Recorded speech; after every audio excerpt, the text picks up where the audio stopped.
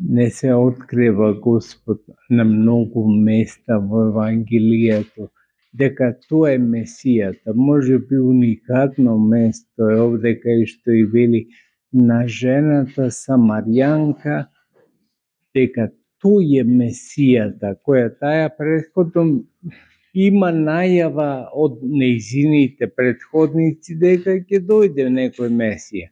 Меѓутоа Христос ти кажува дека тој е Месијата. Кога доаѓа, браќа и сестри, Господ изморен од патот во местото Сихар, тој бара вода да се напие. Бара вода зашто кладенецот Јаковов е длабок и треба да се нацрпи со нешто вода. Значи не е вода жива што тече, па да ставиш рака, па не знам, ќе може да се напиеш, туку потребно е да нацрпиш со нешто. А жената Самарјанка доаѓа на кладенецот за да нацрпи вода за дома. Како што знаете, порано жените доаѓале на сред село или кај што е, а обично и таму бил кладенецот или изворот на вода, или луѓето може од таму да напунат вода, и дошла и таа да наполни за дома вода. Меѓутоа Христос и бараше со други зборови црпка за да може да нацрпи вода. А таа му вели, се чуди едноставно како е можно овај јудец, евреин, значи, да зборува со Самарјанка жена, затоа што незамисливо било до тогаш, Самарјаните биле староседелци таму во Самарија. Меѓутоа, евреите кога заминале во робство вавилонско, Самарјаните останале во Јудеја денешна. И кога се вратиле јудејците од робство, ги нашле повторно Самарјаните таму, ма немале никаква доверба во нив. Иако на некој начин биле ја примиле, скоро да ја примиле нивната еврејска религија и Самарјаните, меѓутоа немале општење, затоа што не ги следеле во патот во кој евреите намереле да го изодат за да стигнат до конечната цел. И таа жена, затоа чудовидена што ова евреин зборува со него, прошто ти евреин зборуваш со Самарјанка и бараш црпка, со други зборови, некоја услуга од таа жена. Тогаш Христос ти вели да знаеш со кој зборуваш и да знаеш дека имам можност да ти дадам жива вода, тогаш нема да поставуваш такви прашања. Тука се меша на некој начин духовното со материјалното.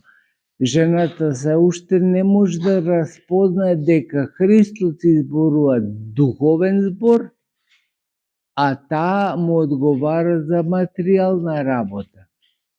Христос изборува за водата на вечниот живот, за храната на вечниот живот, а тоа личи како вода, ама не е вода. А жената Самарјанка тоа буквално го разбира и затоа дури со подсмев му вели, ти немаш црпка да земеш од кладенецот вода и ми бараш мене, ми зборуваш за жива вода. Кај ти е живата вода? Меѓутоа Христос, гледате, оно што е било незамисливо до негово време, евреите да општат со друговерците, Самарјаните, тој го прави затоа што има намера, секако, као што сега е лесно да распознаеме после толку векови, дека има намера Евангелието да го предаде на сите народи во светот. Не само на евреите. Евреите се затворени, гледате и сега колку се затворени.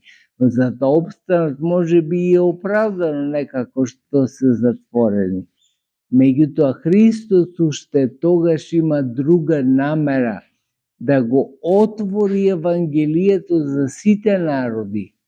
И тоа го прави. Гледате, директен пример е овде кај жената Самарјанка, каде прво општи тој евреин, а таа не еврејка, што е некој начин незамисливо, зашто евреите и денес кој поминувал низ улиците на Ерусалим, да кажеме, и во други еврејски райони, понагласено во Ерусалим, не им велат на другите тргни ми се од патот, кога минува некој од оние рабините што ги гледат, не рабините се учители, они ортодоксни евреи, со капи, со палтор на сред лето, тие кога минуваат не им велат потргни ми се малку, туку само се накашлуваат, за да добие знак тој што е пред нив дека треба да се тргне од патот. А тоа што значи? Дека не сакат ни со збор да ги удостојат. Ги сметат за понизок вид на човештво. Такво било и времето во кој се случува овој настан со Самарјанката. Значи, од една страна Господ го прекршува тоа правило кај евреите, зашто има друга намера со Евангелието. И вели, жено, ти да знаеш дека можам да ти дадам вода жива, нема да поставиш такво прашање. Се чуди жената, нормално, материјал до како може вода жива, кај може да најде тој вода жива, кога тука само кладенце, и тоа е јако во овиот кладенец. Ама, од сето понатаму што се случува, таа добива впечаток дека нешто невообичаено се случува. И веднаш и паѓа на памет дека старите, нејзините претходници зборувале за тоа дека ќе дојде Месијата и ќе им каже се. А Христос тогаш и вели, тој е, ете, дојдене. Со него зборуваш, со другите зборуваш. На друго место ги оставя луѓето самите распознат, како апостолите. Апостолите ја препознале дека тој е Месијата.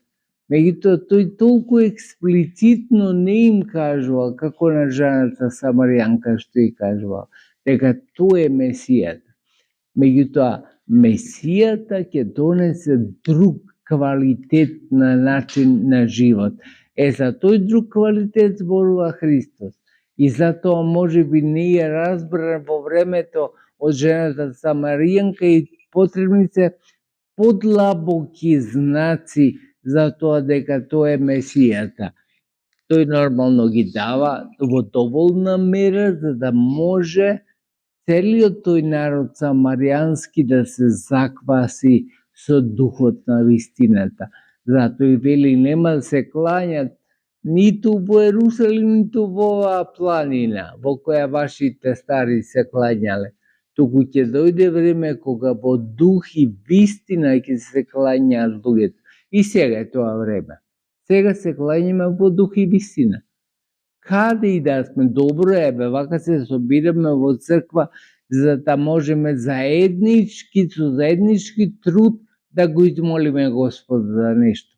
Но и каде да се наоѓаме? И дома, и на ниба, и било каде, духот и таму е, и таму може да го замолиме Господ за нешто. И така и правиме, затоа што толку до ова време нам ни е јасно дека не треба да одиме до Ерусалим, убаво е да појдиме. И порано нашите предци добивале и титула кога оделе во Ерусалим, хаџи, тогаш беле хаџи. Ама ако не можеме, не е страшно, духот на вистината пребива и овде, во ова село. каде што служиме, и во другиот соседното село, во соседниот град, секаде пребива Духот Свети. Тоа сака Господ да го каже на Самаријанката. Нема да се клањате на едно место или на друго место. Ќе се клањате секаде, зашто секаде е Духот Свети. Тоа е еден вид на ново познание на вистината. Нов квалитет, зашто луѓето до тоа време си мислат дека на едно или на друго место е Бог. Го доживуваат со други зборови како човек. Како да не може да биде на две места. Ние не можеме на две места да бидеме во исто време. И на едно и на друго. А Бог може не на две, не на пет, не на 10, на секаде е присутен Господ. За тоа врата ни е токму, или лекција, ни е токму ова евангелска перикопа. Господ сака преку Самаријанката на сите нас да ни отвори една нова перспектива. Дека се клањаме на дух и вистина, не се клањаме на место. Местото утре, денес го гледаш, утре ќе го нема, вејо. Што се случува во Газа, гледате, ќе го бомбардираат, денес е, утре не е. Ама, духот не може да го бомбардираат. Духот и вистината секогаш и насекаде ќе бидат. Таа лекција разбираме во ова евангелска перикопа за жената Самаријанка. Дека секаде можеме да се клањаме. Во суштина се клањаме не она како што се клањаат муслиманите, дека се потребни такви поклони, иако и ние имаме поклони во светата 40-ница. Меѓутоа, и корично е кажано дека се клањаме, односно, ја доживуваме нашата ништожност наспрам севеличието Божјо кое е. Тоа значи и на секое место можеш тоа да го доживуваш. Својата ништожност наспрам севеличието Божје. Не ти треба нити планината тамо кај Сихар, не ти треба нити Ерусалим, и едно и друго и пето е погодно. Ако сака човек поклонички да оди, нека оди. Ама не е потребно, да речам, не е неопходно таму да се биде и само таму е Бог. Не, Бог е насекаде. Тоа е една голема придобивка, возвишена лекција, која ја добива човештвото преку овој разговор на Христос со Самаријанката. Затоа, браќи и сестри, тоа познавање на вистината сите нас не прави учесници во богатството на вистината. Да се трудиме секогаш да ја познаваме вистината, зашто таа ќе не ослободи. Нема друг начин, нема друг пат за да бидеме слободни како битија. Ние можеме и одредени дејности, треба да правиме одредени дејности во животот, ама да не очекуваме дека тие ќе не ослободат. Најчесто сите тие не поробуваат. Единствено не ослободува животот во заедница со Бога.